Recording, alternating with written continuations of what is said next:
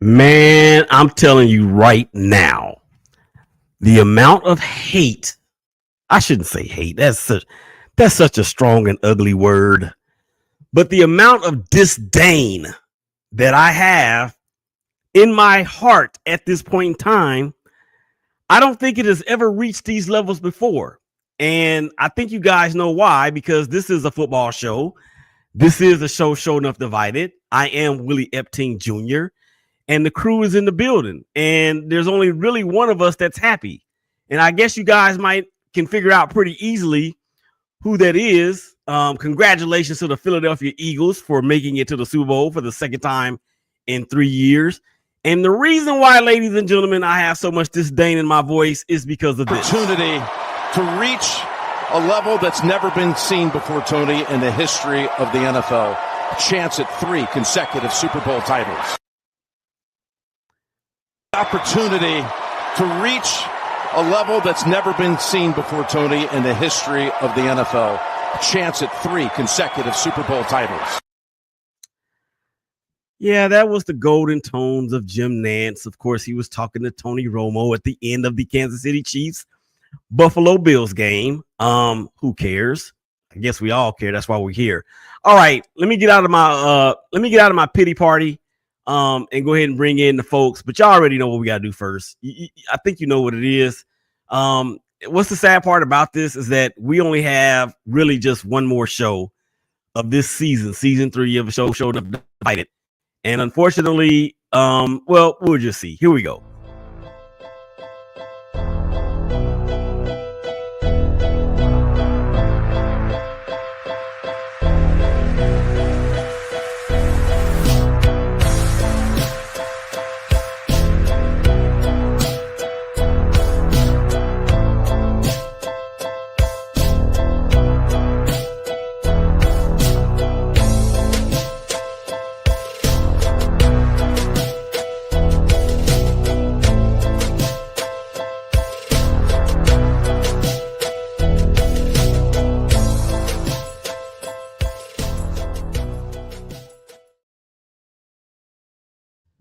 Yeah, well, as let's just go ahead and bring in the family. I'm kind of out of words, so let's just go ahead. There's Bryan, there's Sapphire, there's Teisha, and we've got yet another Fear the North participant or co-host or co-star, and there's Irie right there.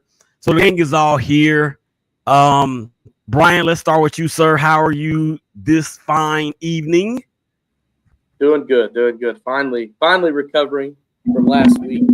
Had to miss. Had that awful COVID. So, actually wasn't that bad. But anyway, recovered pretty well.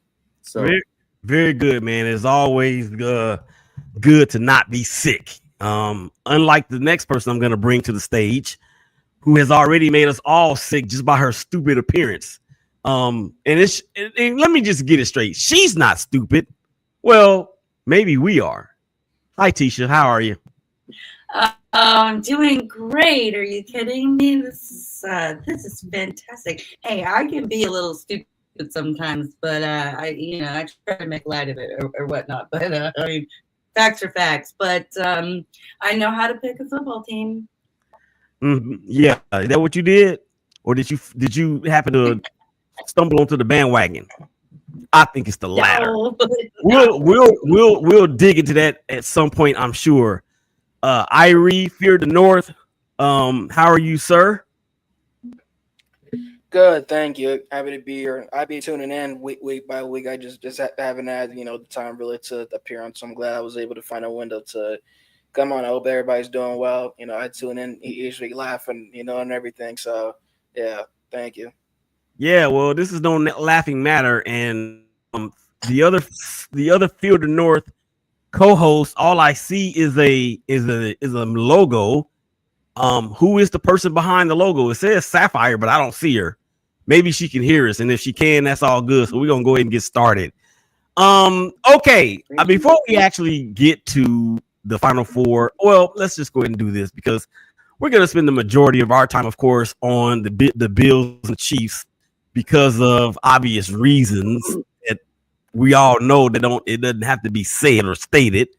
So let's just go ahead and just quickly wrap up the first part of the Final Four. The Philadelphia Eagles, not only did they beat the Washington Commanders, they shook, they rattled, and they rolled them all the way to 55 points.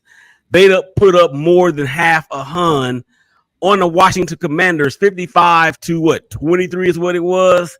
No team, Irie, in the history of the sport has ever rushed for 7 touchdowns in a single championship or even playoff game for that matter. What happened to the Commanders, and why did they forget all of a sudden how to forget to stop the run? Well, the Eagles are one of the best within finding angles and holes to attack within the run defense, and honestly, credit to them for not overthinking the game and sticking to their strengths. Sapphire and I have been a broken record over the season, when talking about Baltimore within our division and their at times lack of giving the ball to their workhorse and Derrick Henry, not sticking to their strengths. Philadelphia did that, and that's why we have to talk about them once again playing in the Super Bowl versus the Kansas City Chiefs. Washington as well, might I just add, I feel that they were playing with house money until the lights got a little bright. They knew they were the underdog within the first 2 games versus Tampa Bay and Detroit. When the lights got really bright and those guys that don't have much experience versus a team that's ready to get back to the big game, they got exposed a little bit. So I think that also hampered within their performance that we saw on Sunday. Yeah, they didn't help their cause either, Sapphire, if you're there. If not, then Bryan. They didn't help their cause either by turning the ball over the way that they did. Jaden Daniels, I mean, he did not have a bad game, but it wasn't the typical Jaden Daniels that we've seen of the last couple years. Speak to just that, Bryan, about the turnover situation and how that really bit the Commanders in the booty. Yeah, I mean, that obviously, was a big part of the game, big part of the reason why, Philadelphia was able to run away with that. Washington, they're a good team, but they just ran into a buzzsaw. I mean, Philadelphia's, they're pretty dominant on every aspect of the game, whether it's offensive line, running the ball. They got a great receiving core. Like, defense is great at pretty much every level. So, they're just a better team, and you saw it on this past Sunday. So I think you're right when you said that Jaden Daniels kind of he didn't play a bad game, but Philadelphia made him turn the ball over. So I mean it's not necessarily Washington just playing bad. I think that Philadelphia just played better, and they were the better team. They were ready to go back to the Super Bowl. And, I think a lot of us on this panel, the ones that aren't even here, kind of saw that. They saw that Philadelphia was going to go, and I wasn't one of them, they look good. All right, and so we have part 2, or the second round, between the Eagles and the Chiefs, and we're obviously not going to talk too much about the Super Bowl in terms of predictions or whatnot. We're going to save that for the Super Show on next week. But Teisha, as your team has done it once again, 32-29, and you're facing the team that you saw a couple of years ago. If you saw the game between the Eagles and the Commanders, was there one or more anythings that may have stuck out to you in terms of what you saw from the Eagles that may give you a little hesitancy going to this matchup against against the Chiefs? I don't want to play them at all. I've said that all year. They're a fantastic team. So, other than that, no. I mean, honestly, I think it's just going to come down to a single score. I think little score, kick, something silly like that, like it has all year. See, there you go. There you go.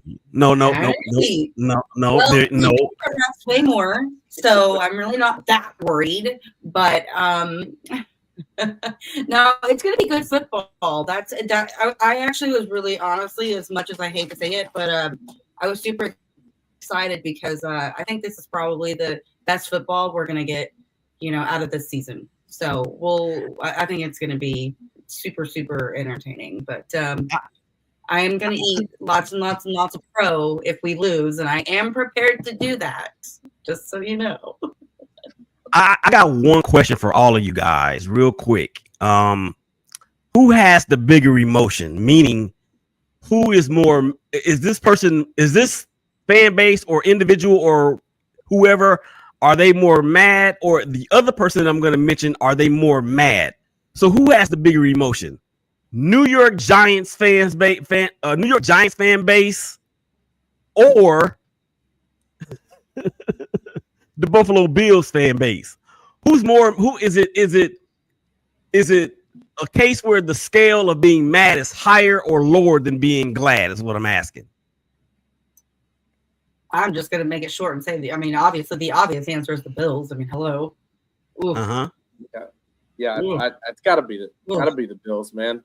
I mean, look, the ones that were alive to see them lose 4 Super Bowls in a row, like that they're in pain right now because 4 straight to the Chiefs, in the playoffs is not good either.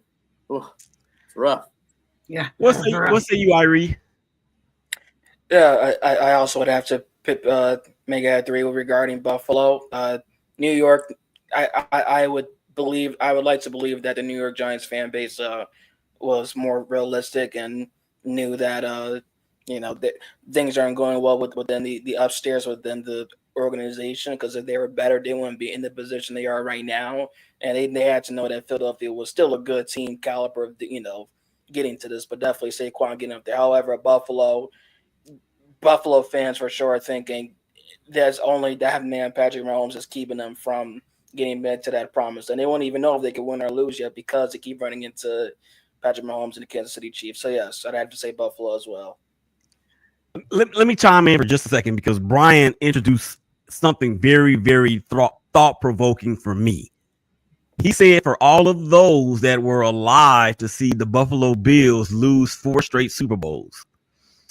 And I was one of those ones that's been alive long enough to see the Buffalo Bills lose 4 straight Super Bowls, albeit it wasn't to the Kansas City Chiefs or whoever else. They lost to the then Redskins. They lost to the Giants. They lost to Cowboys twice. But here's the reason why I say, and y'all can call me crazy if you want to, I would say that right now, because the way that y'all framed it, that New York Giants fans probably have the bigger emotion. And you can even throw a little bit of Dallas Cowboys fans in there too, because everybody that leaves the Cowboys go to another team and they have a good deal of success not far long after they left the Dallas Cowboys. But the reason why I say the Giants is because more of what the Bills were. The Bills did lose 4 straight Super Bowls to those teams we mentioned a few minutes ago, back in the 90s. They did lose. They have lost 4 in a row to Patrick Mahomes in the playoffs. But I think that the long-suffering Buffalo Bills will probably say that the Giants fans have a bigger emotion because of the fact of what they went through during those periods of those 4 straight Super Bowls and losing to the best quarterback probably that ever lived. And on another note too, is that those Bills teams that I want to say for sure it was the the Giants loss where Norwood missed the field goal wide right. That Buffalo Bills team was way better than that Giants team. I mean, as a matter of fact, that Giants team had Jeff Hostetler at quarterback. They're back up because Phil Simms had gotten hurt. And the Cowboy Super Bowl, the second one, not the one where they blew them out, the second one that was in Atlanta, that team was better than the Dallas Cowboys team, in my opinion, at that time. So that's why I say that, because I think the Bills fans, the long-suffering Bills fans, they have a thicker skin, and that's why I say that. Any thoughts? I could see why. Now that I don't know why I wasn't thinking about it, but I've seen a lot of like really pissed off Giants fans, like videos out there that have gone viral just because of Saquon, like just because they let Saquon go and paid Daniel Jones and all of this. And I could see why there's a conglomerate of Giants fans that just absolutely hate the fact that the Eagles are in there. So. Just a little something to think. That's all. Yep. Go ahead, Irie. How long we been doing this, man? Well, hey, Willie. I had to get to you. I had to get to you.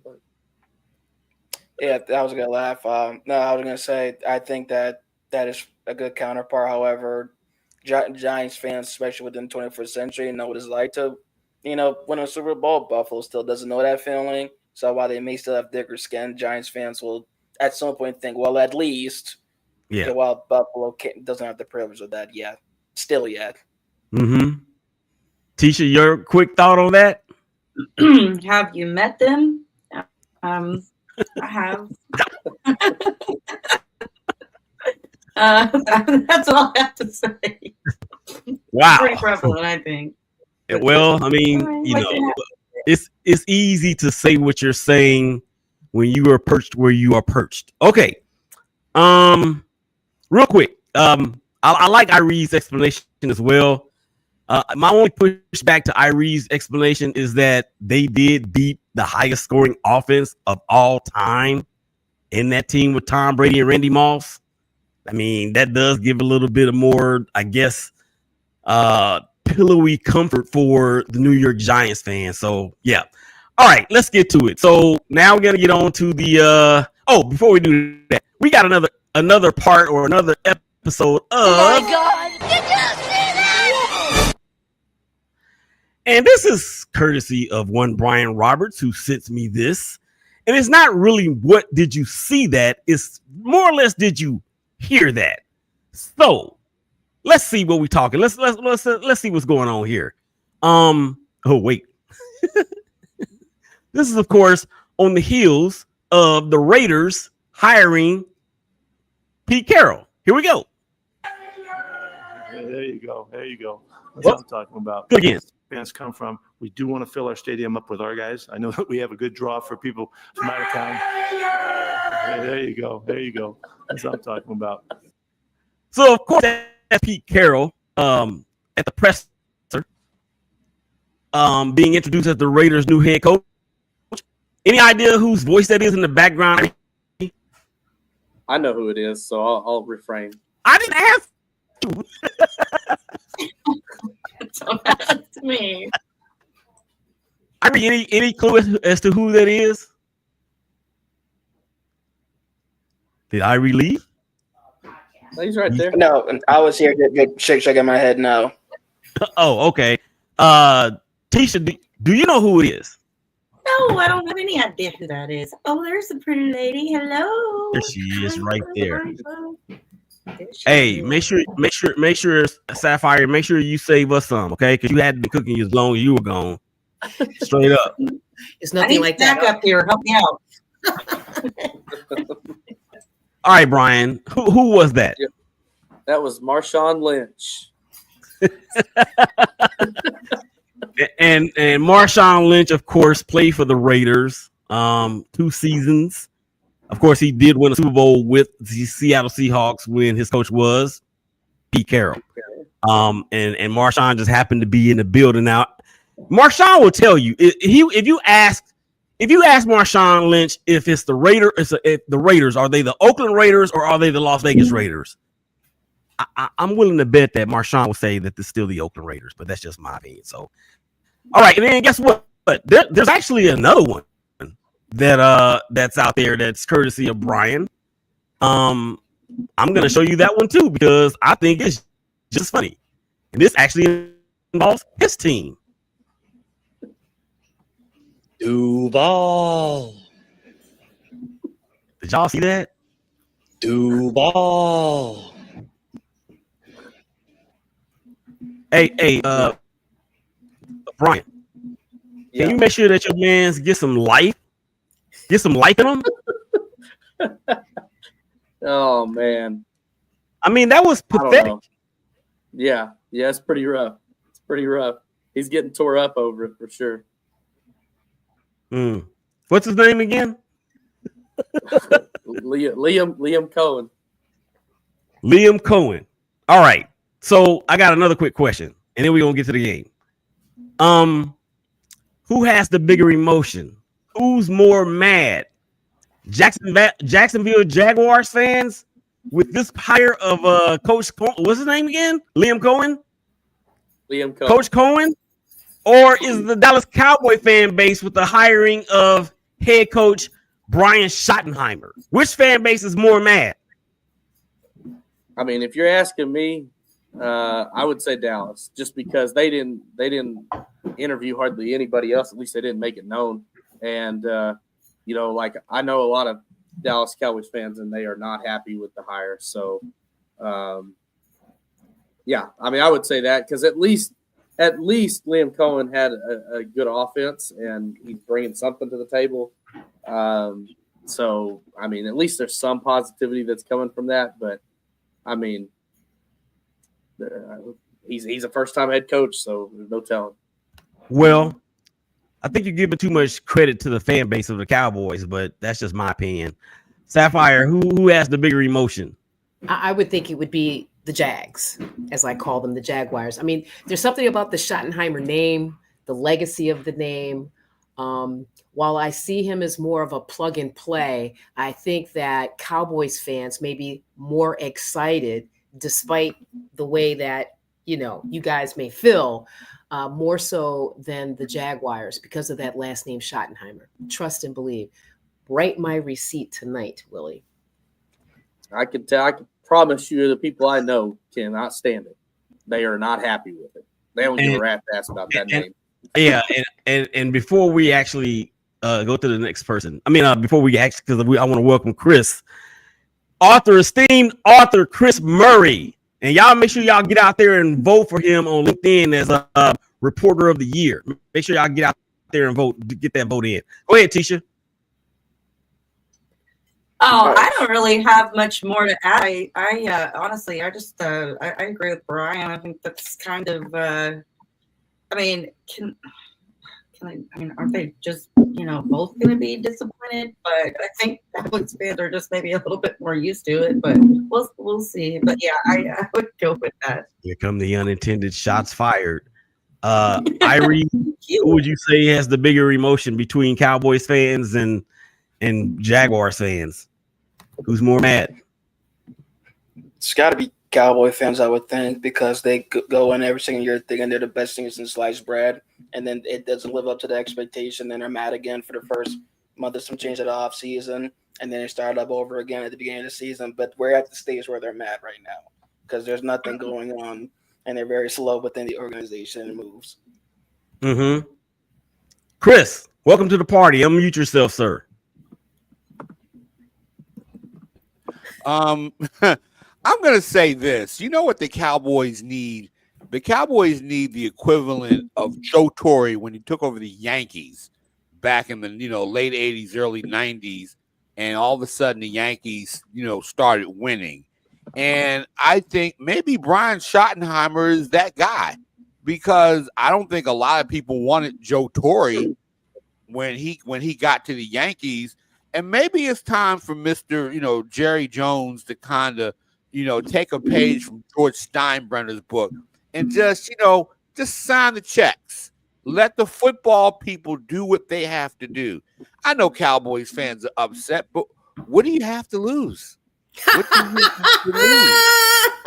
What do you have to lose? You lost everything else. You haven't been back to the championship game since 1995. That was around time that was my first marriage. So you have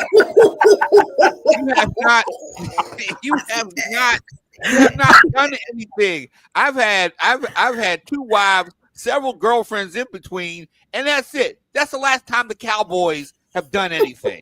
I'm happily married now, though. Thank God for that. Hallelujah.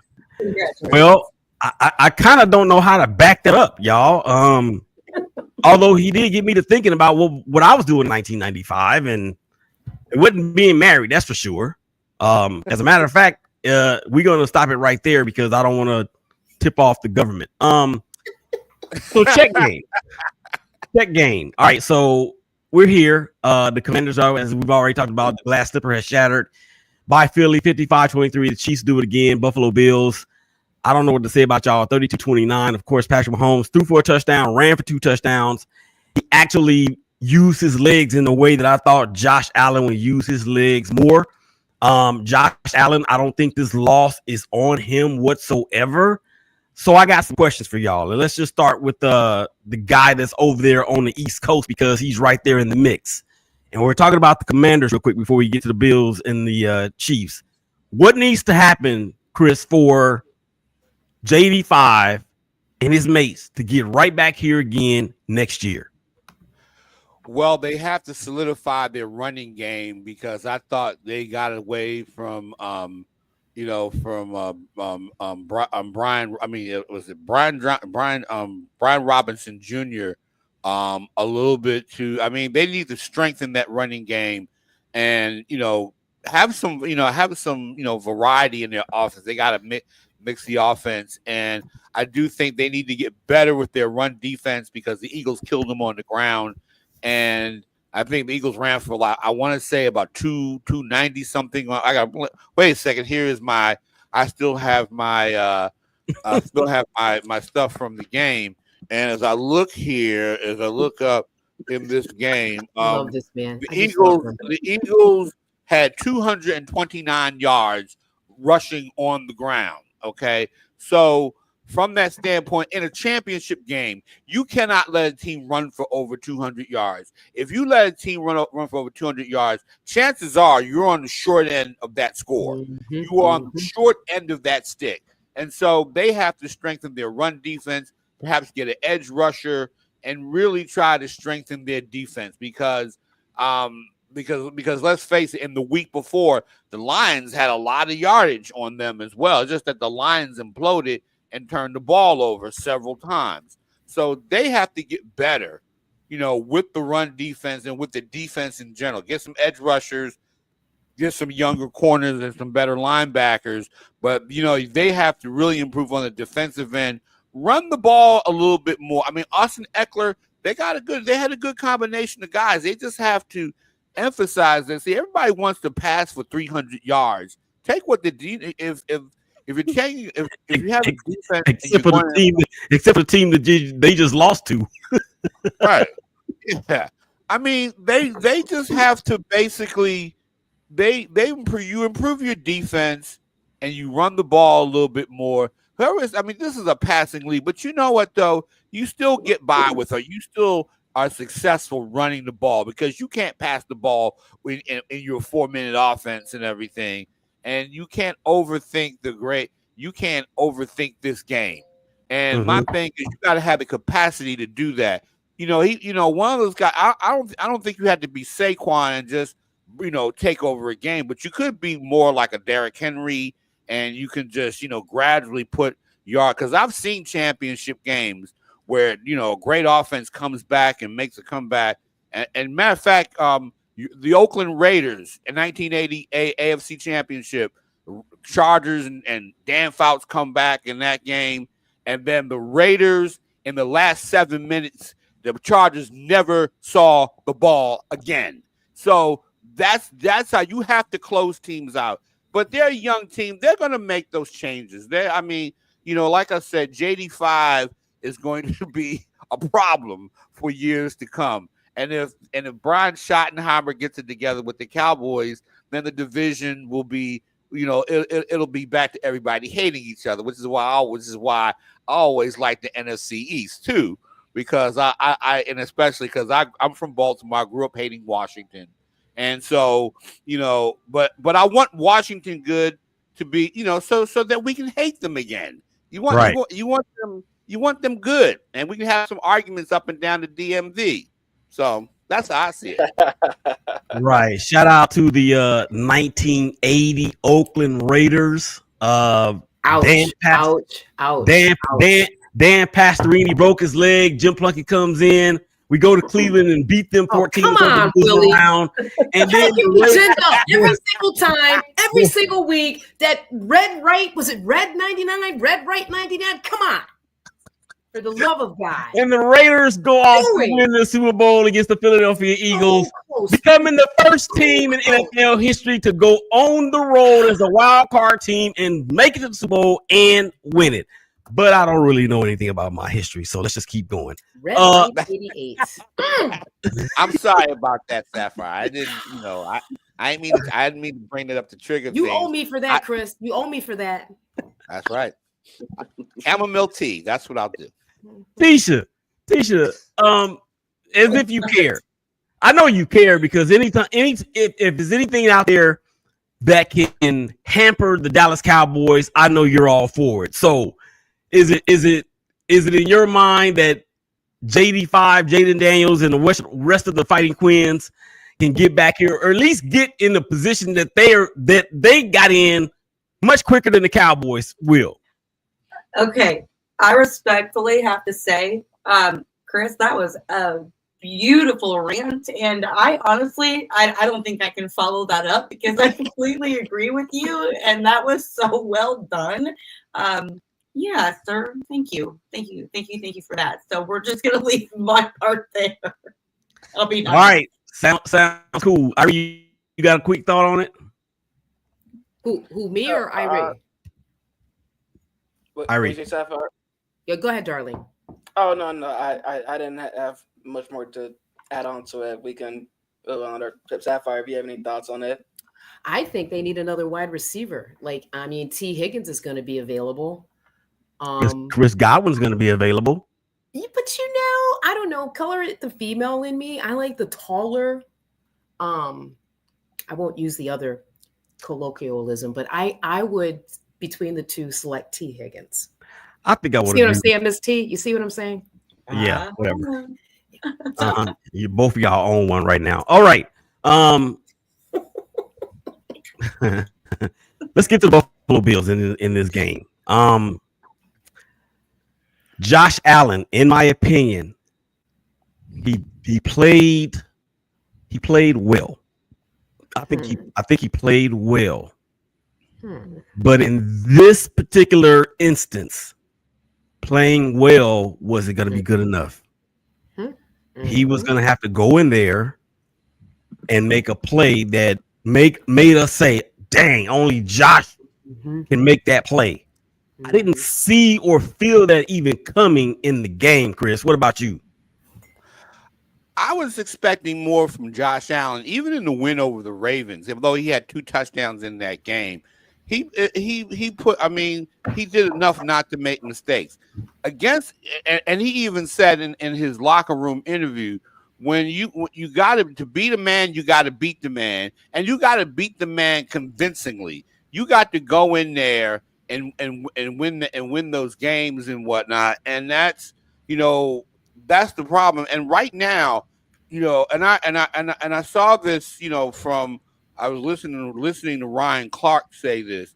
Right now, right now, Patrick Mahomes is like the Jordan of this era in the sense that you got great players that are looking to win the Super Bowl and have to get past him in the way that Patrick Ewing had to get past Michael Jordan, the way that Karl Malone, Charles Barkley, they all had, and they never got those championship rings because right now, Patrick Mahomes, like it or not, and as much as I don't necessarily like the Chiefs or Chiefs Kingdom and all that, and as a native Baltimorean, I am.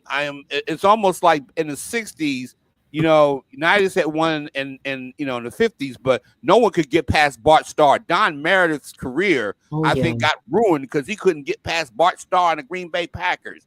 In every era, in every era, there's always a guy you got to get past, a nemesis. And everybody had. It was like for the Detroit Pistons, it was the Celtics. For the Lakers, it was the Celtics. I mean, you have to. At some point, you got to go in there and like an old Bugs Bunny skit, they did a parody of the 3 Little Pigs, and this time the pigs were the enemies because they were conning people out. Right, I remember that. And basically, they were about to blow the brick house down, and basically the wolf said, "But according to the book, I can't blow down the house." And Bugs Bunny said, "Book schnook, blow the house down." And he huffed and puffed and blew. And of course, Bugs Bunny had the plunger on the dynamite. There you go. And so, and I use that to say that you got to go in there and just come in there and beat your chest and really beat down the champs if necessary, and especially on his home field. That's what you have to do. Mhm. And those quarterbacks because like Lamar Jackson, I like Josh Allen's reckless. I like reckless Josh Allen. Reckless Josh Allen could always win and figure out a way to win. And sometimes these guys between Josh Allen and Lamar Jackson, be yourselves, be yourselves, even at the risk that you may lose, because not being yourselves, hasn't won you anything. You can't be careful. There's a fine line between aggressiveness and stupidity and whatnot, but you have to be on the aggressive side because, and if you commit a couple of turnovers in the early going, overcome them, but you got to keep fighting. You got to keep beating the Chiefs until they're beat down. And I don't know if anybody's ready to do that yet. I think the Eagles are, but hello, what you have to do. Yep. Stop. Don't threaten me with a good time, okay, Bryan? So let's talk about Buffalo and Josh Allen. What do they need to do to get back to the spot next year and in advance? Because they've been here before. What do they need to do to get back here and then advance? Aside from the obvious answers, what they got to beat Patrick Mahomes? We know that. Let's just say from a personnel standpoint, I'll take a page out of Sapphire's book for what she thinks that the Commanders need. They need a receiver. I mean, it finally caught up to them when I thought that they weren't going to be very good this year. The one thing I said was that they didn't have a great receiving core. I mean, in this game against Kansas City, their leading receiver was Mac Hollins. Great guy. I'm sure, he's a good mid-level player, but he's not – he should not be your leading receiver if you want to beat the Kansas City Chiefs in the playoffs. And, I mean, you could go down the line, and, I mean, James Cook was the second leading receiver with 3 catches. And Shakir was like the guy, and he had 7 catches for 46 yards. So, realistically, that's what they need. They need maybe not even one. They really need a superstar receiver. Because I think Shakir, Hollins, Kincaid, all those guys can play well, but they need a guy that's going to take the top off the defense, that's going to demand, the coverage to be over there so that the other guys can be free. And I think from what I said at the very beginning, I do think that the receiving core caught up to Buffalo in this game. I'm sorry, Sapphire, I see you shaking your head like this. Because he's preaching. He's like Sunday church service. He's preaching. I mean, that's it settled. Mid-level receivers. And I thought it was very nice that, Josh Allen tried to own the lack of execution from his wide receivers post game, talking about, I could have, put the ball in a better position. There's a couple that I threw behind. No. They have mid-level receivers. They should hire Bryan as their general manager and handle their business. Thank you. Oh my gosh. This coming from the guy that has 8 Sooners in the Super Bowl under his name. Man knows what he's talking about. He knows what he's talking about. Number one team with the amount of players in Super Bowl. And how does that help this show? I mean, how does that realistic? I mean, real talk. How does that help us hate the Chiefs even more than we already do? I don't hate the Chiefs. Let me say that again. But go ahead, Bryan. It's it kind of sucks, and that's the one part that it's frustrating for me to hate them because they have 6 previous OU players on their team. I mean, that's a lot. I mean, there's not any other NFL team that's got 6. So, So it's, all right, tough. Bryan. It's tough to hate. It's tough to hate them, honestly. No, I admire your ferocity because you're finding the silver lining in an otherwise black cloud that has so much rain and thunder and lightning in it. I get where you're coming from, brother. I appreciate you keeping it real with us and keeping it positive. Yeah. Who's next? Miss T. I was so lost and listening to everybody. What was the question again? See, I knew that was coming. See, that's what happens. No. I'm gonna say this. I'm going to say this. A very compelling argument, and I'm just trying not to throw too much hate. I really am. I really am. I mean, I think that the silver lining would be just don't lose. But other than that, I do have a ton of respect for Josh. Josh Allen, except for when we're playing him. Like I don't. I always text you and I'm like, I call him Josh Salad because he's kind of just benign. But, but no, I think I think you guys hit it right on the head. So okay, I just want to live. I want to live on that island. I want to live on Miss T's island because she is, repping her team, looking at a three-peat, probably packing up to go to New Orleans on top of the mountain, looking down at all of us mere mortals who are stuck in the muck, rooting for our teams. Like I can't hate on her either. You know what? I love you. You're beautiful. You know what? I'm just saying. And this is what they call kindred spirits, Sapphire. Because I can't hate on Patrick Mahomes. I mean, what he's done with what I feel is an aging team. It's the system. He knows it. He knows what his players' strengths and weaknesses are. He can read defenses. I mean, he can win. Kind of, I will mirror what Jalen Hurts said. How he defines success is that dub. And until somebody beats him, which I'm optimistic the Eagles will do, hey, it's just what it is. I can't hate. That's great football. It's a great football team. I 100% agree. Irie and or Chris. Irie, I see you there, buddy. Can you save boy from what Sapphire is saying about the Chiefs? I mean, I kind of don't get it, but I kind of do. I mean, regarding what it exactly though. I mean, like I thought she was going to a place where she was going to say something to the effect, Teisha's so high up there on the mountaintop to where she can't even hear what we're whispering about down here in the valley because, the Chiefs are the Chiefs and they're the best and they're the greatest and they don't ever get any help. I thought she was going there. So that's what I mean. Okay. Yeah. Well, I'll piggyback.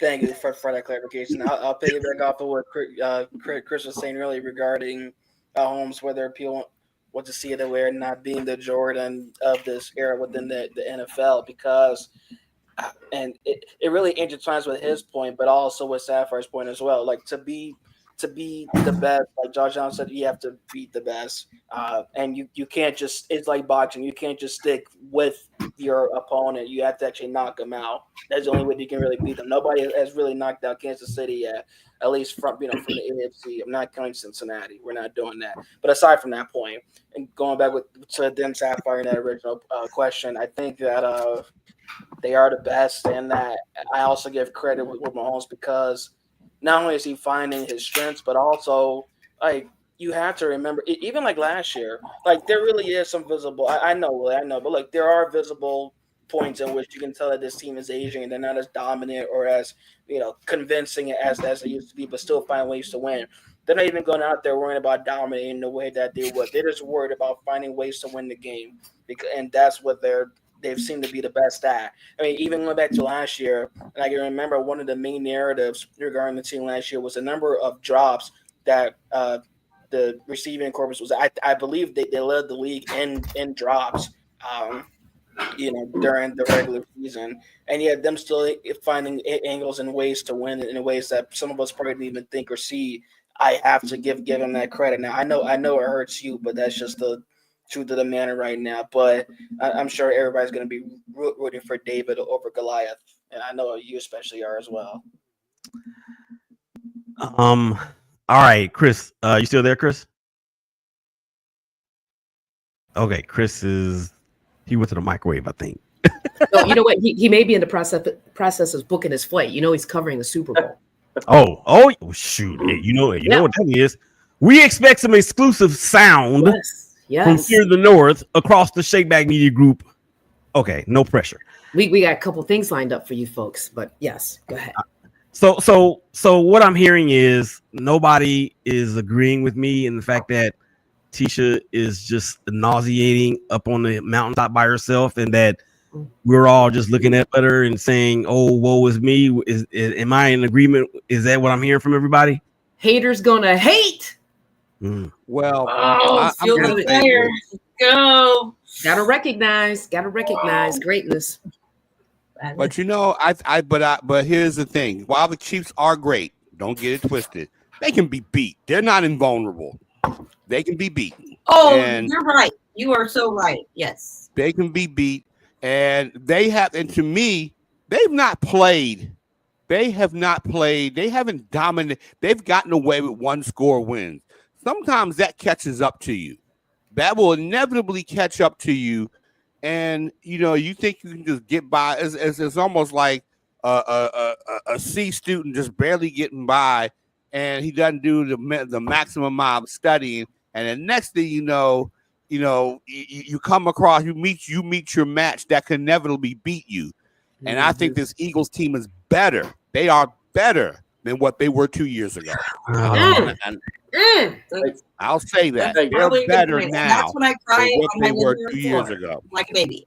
Willie, all I gotta Sir. say is that this Eagles team better jump out early and jump out fast and get on top of them, because if this game is close, I know everybody don't want to hear conspiracy. They don't want to hear that. The NFL wants a three-peat. They want that three-peat. I know they do. That's just, it's never happened before. They want it. So if this game is close and there's like calls, whether you say it's cheating or not or whatever, if there's calls that are going to be close, it's going to go towards Kansas City's way. It's just the nature of the beast. It's what's going to happen. Now, they can't do that if Philadelphia jumps out on them and they're up by, 14, 20 points or whatever in the fourth. But let me ask you this, Bryan. I'm real quick, Willie. I'm so curious because I agree with what Bryan said. And my question is, do you really feel the referees, the officiating crew will let Philly jump out? Or will we see a lot of nicky knack, often, false starts, legal formation, all that farfanoogle? Farfanoogle, well, huh? I mean, we're going to find out because, Philadelphia likes to run the ball, and that leaves you susceptible to holding calls, which we know is on every play, and they can call it when they want to. Yes. And so, if they want to keep the game close, then they will. But it's going to be in a magnifying glass. People are going to see it. That's all they're going to be watching for. Okay. In this game. Okay, great. Y'all made great points. Y'all made great points. But we need to move on. But piggyback on what everybody said, right? Y'all mentioned two things that really stuck out at me the most. Number one, you're saying that Philly, and I'm not disagreeing or agreeing with what y'all are saying. Okay, with some of what y'all said. Let me tell you what the two parts that I disagree on. Bryan, you said, and it's the consensus of the panel that the Eagles need to get up early because if it's a close game, we have all these things that could come into place. So that I see, but I also remember a Patrick Mahomes led team that was down 24-0 to the Houston Texans at home and wound up reeling off like 40 straight points and ended up winning going away. I remember that. That's what I remember. I remember two more Patrick Mahomes teams against the 49ers in Super Bowl the COVID year 2020 in 2020 and last year when Patrick Mahomes was down double digits to arguably the best defense in the NFL, and we know what happened. So what I'm saying is, while I hear what y'all are saying, it don't make a difference. And then piggybacking on what Chris said, yeah, you're right. At some point, the Chiefs have only lost one game. One game that they really didn't try to lose since Christmas of 2023. And they've been down. They have had 1-score games. They're 16-1. No, I'm sorry. I think they were 11. They were 11-1 last year in 1-score games. The loss to Buffalo was the only loss. And they're back here again. So I hear what you're saying, Chris, about it's got to catch up to them. But damn, when? When? Is it going to be this time? That's what I want to know. So, all right, let's move on. Never. Never, never, never. All right, let's move on. Up next, let me ask you guys this, and I want y'all to give me one word if you can. Kansas City or Philadelphia? Which one of these two teams are you the most surprised that's here? Sapphire. Wow. Philadelphia. Okay, you drew me outsides. You drew me outsides. Why? I mean, if for those of us that are steeped in NFC East, you know, there is an attack on Jalen Hurts and his capabilities that has been happening all season. You know, he's had to work through injuries, but no one cared, right? There are still questions right now regarding his capabilities. And for me, when I think about his age, I think that's a lot for someone on that level to manage without letting it get next to him. And real quick, there was a moment earlier in the season, a perceived spat between he and AJ Brown, a bunch of drama, but he dealt with that in that very next game. And I'll never forget that post-game press conference with Chris, which Chris can speak to. But for me, those are just a couple of reasons why, you know, based on your question, I would say the Philadelphia Eagles. Chris.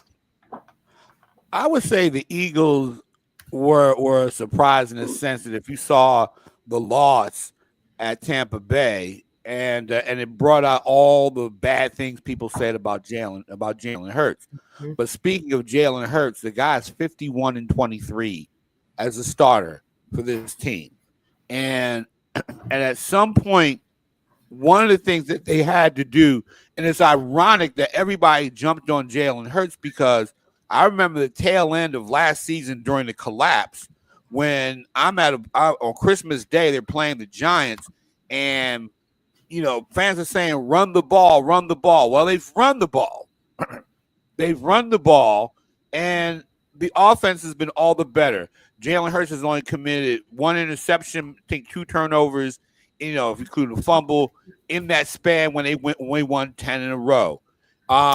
In the game against Pittsburgh and whatnot, he made some huge plays. He made a huge play against Cleveland on a 4th down. He made a huge play last week. So, and I'm going to say this. I was the one at the last Super Bowl. I asked Patrick Mahomes after Jalen Hurts had 370 total yards of total offense, scored about, I think 4 total touchdowns. And I asked him a question, what do you think of Hurts' performance? And basically, Patrick Mahomes said he has nothing to prove. And I've said that all along. But when he has these games, you're not going to pass for 300 yards. Mahomes doesn't pass for 300 yards every game. You know, he's efficient. He lets other guys, you know, he's the point guard. And when you have a talent like Saquon Barkley, hey, let them run the ball. Because I'm telling you, if Saquon was on that team a couple of years ago, they might have scored a little bit more in that third quarter when they went through that lull period to let Kansas City back in the game. So I think I'm surprised, but what the real surprise was they did it through the running game, and it was the right thing to do. The defense got better under Vic Fangio, and that's why they're there, and that's why I think they're going to win. Fear the North co-host Chris Murray, y'all. Woo! Marvelous Murray himself. Spread like mayonnaise. We're going to. Oh my gosh. Thank you guys out there for checking us out on Facebook, LinkedIn, YouTube, Instagram TV. I see you guys out there watching, and of course Twitter. And Chris is on a heater right now. Bryan, I know you said you had the dip. Tell me who surprised? Who are you most surprised of being at this position right now? Kansas City or Philly? You know, since I actually thought Detroit was going to make it, you know, obviously Philly, I think I'm more surprised about, but it's close because even though you shouldn't be surprised that Kansas City's there because they're the top of the mountain. You know, they have been for years. you still look at like the product on the field throughout the season, and the product on the field throughout the season, just on like you would think they're going to lose like most of their games. You think they're going to lose. They're going to lose. No, they come out and win. Oh, no, they won that one. Oh, they won this one, all by these little things, that happen. And so to me, as the season's going, I was actually, I was pretty surprised that Kansas City actually made it.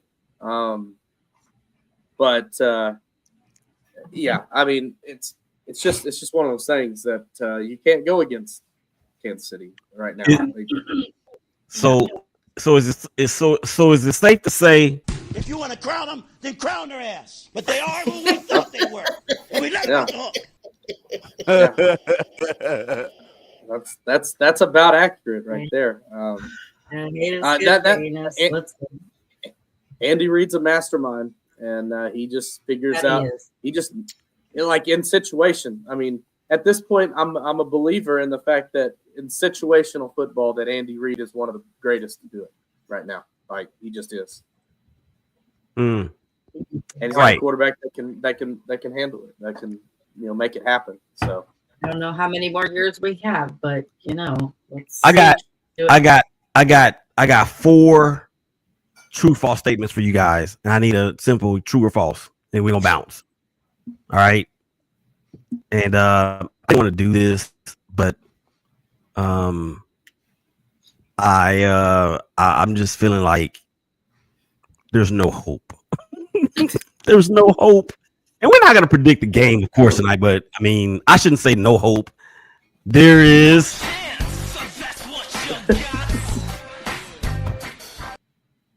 Maybe Vince. I don't know. But here we go. True, false. If Patrick Mahomes wins this game and is the MVP, he will supplant Tom Brady as the greatest quarterback to ever play the game. Bryan. No. False. Sapphire. False. Teisha. False. Chris. Sorry, false. False, because there's a whole lot into that. There's a whole lot of things that go into it. Irene. False. If the Kansas City Chiefs win this Super Bowl, Travis Kelce will ride off into the sunset with Taylor Swift. True or false? True. Yes. Chris? Repeat that question again.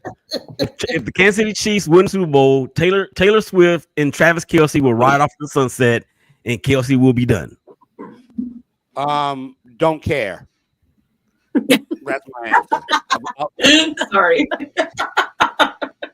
There's always one, and I appreciate that. I think even though I came up with the question, I don't really think I care. No, I don't care about Jason Kelce and Taylor Swift.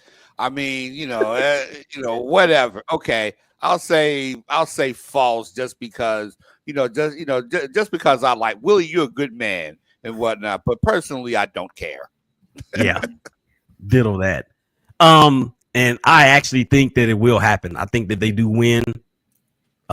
He's going to retire, and let the debate begin as to who is the best tight end to ever lace him up. All right, Irie, real quick, true or false? The fact that Josh Allen and Lamar Jackson both lost to Patrick Mahomes again is going to lead the way for Joe Burrow to be the next in line to try to knock him off. True or false? False. Nobody has any confidence in Cincinnati. Okay, Bryan, true or false? Yeah, one. Go ahead. True or false?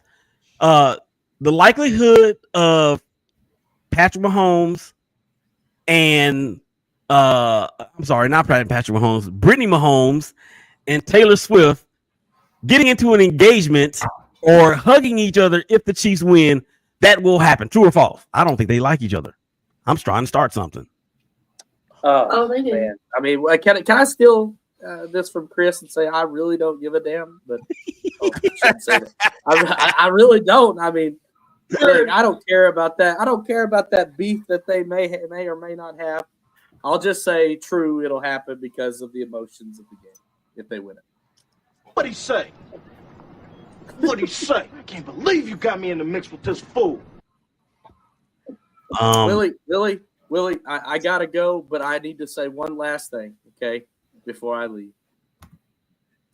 It's been a long year. It's been a long year of hating the Chiefs and every single game rooting against them and rooting for the other team. It has gotten exhausting. It has been exhausting, and so now it's time. It's time, Willie, for us to just let it be what it is. And I got to root for the Chiefs, man. Let it be. Wait, what? Let it be. I got to in this game. I have to. I got to. Willie, it's exhausting to root against them. Why you come down here messing with these? Look. Listen, every time it's so exhausting. The game is over, Willie, and they still win every game. It's Bryan, you got to go. Bye. See you next week, man. See you next week. Yay! Get out. Go Red Kingdom, Teisha. Get out of here. He's gone. He's got to go. All right. Unless somebody can top that from a true false standpoint, I don't have anything wrong with that. All right. Final thoughts, man. This has been a lot of fun. Thank you, guys. That's your final thought. So sad. I hate the end of football season. I always get like depressed. It's like I get like seasonal depression. I'm like, no. So we'll see. Well, you know what? You can try to play. You can try to play the damsel in distress role all you want to. I ain't falling for it. Any final thoughts, Sapphire? I mean, yeah, it's going to be a great game. I expect the Philadelphia Eagles to dominate. I'm looking for a predictions. Predictions. Well, I think it's going to be a great game. Okay. And Chris? by the way, real quick, I'm sorry. I really think deep down inside that lady is conflicted. Okay, because she's from Bala Kenwood. She's right off the main line, right, Chris? That's where she's from. I truly believe she's conflicted about this game. Yeah, that there's a possibility. Mm-hmm. Okay. So you want me to say something? Well, final thoughts. Yes. Final thoughts. I just hope that if I get there, and I think I'm going to get there, that they have better food, that I get gumbo in the press box. I love it. The game is in New Orleans. I think you might be safe. I read final thoughts. I'm just looking forward to the Kendrick Lamar concert.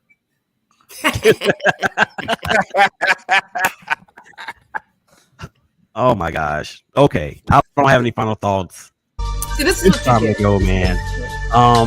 For Sapphire, for Irie, for Chris, for Teisha and Bryan, for Dwayne, for Donnie, for Leslie, for Regina, all y'all take care of each other. Y'all love each other. We'll holler at y'all again real soon. Peace. We out. Go Raiders. Right on. Throw them up, gentlemen. Throw them up.